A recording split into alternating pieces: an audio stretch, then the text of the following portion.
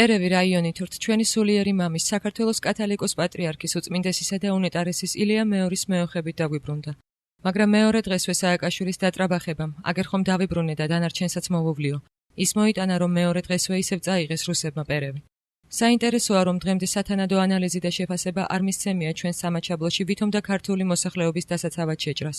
მაშინ, როდესაც სახელდობრ ამ სისულელემ გამოიწვია რუსების მიერ ჩვენი ტერიტორიების მისაკუთრება. სამაგიეროდ მიზეზი მიეცა ლიკვიდაციის პირზე მიმდგარი რუსეთის იმპერიის ხელმძღვანელობას თავისი საუკუნეობრივი ჩანაფიქრის, სამხრეთ კავკასიის პლაცდარმის მპყრობით ინდოეთის ოკეანეზე გასვლის რეალიზების დასაწყისს. ამ შეცდომამ ისიც მოიტანა, რომ დღეს ოსები სხვა ტერიტორიებზეც გვიცხადებენ პრეტენზიებს. არ შემიძლია საგანგებოდ არ აღვნიშნო მორიგი მტკნარი სიცრუე.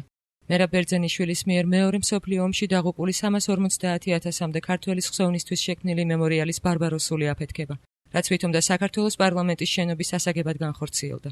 ეს უმაგალითო ბოროტება ხომ თბილისიდან იმავე მერაბ ბერძენიშვილის დავით აღმაშენებლის განდევნას მოყვა.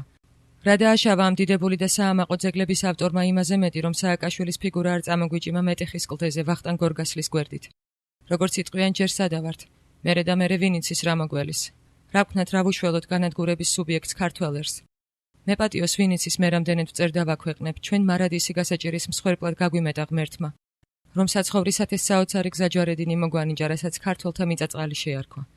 სწორედ ამის გამო ვინ იცის რამდენი მარცხი და უბედურება ვიწვნიეთ, მაგრამ შეუპოვრობამ, გასაჭირის მიმართ ფხიზელმა მიდგომამ და ერთადერთი გამოსავლის პოვნის გენიალობამ გვიხსნა და გამოვალთ ამ უდიდესი უკიდურესობიდანაც.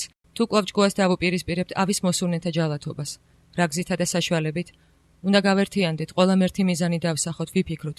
შეხედულებები და აზრები მხოლოდ ერთი გარემოების მიმართ გავაერთიანოთ, ვიხსნათ ჩვენი ერი და ნაგლეჯებად ქცეული სახელმწიფო. ნუ ვიქნებით იმ ფუჭი იმედი სამარა, რომ არჩევნებით გავიმარჯვებთ.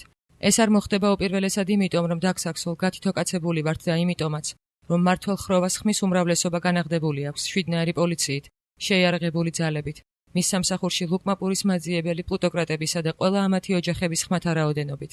10 დღის წინ მამული შვილები შეიკრიბნენ სასტუმრო პრიმავერაში. მე ვუერთდები მათ სულისკვეთებას, ყველამ გვერდით გადადოს ამბიციები და გაერთიანდეს ერთი დიდი იდეის, ეროვნული წარმომადგენლობითი ყრილობის გამართვის ირგვლივ.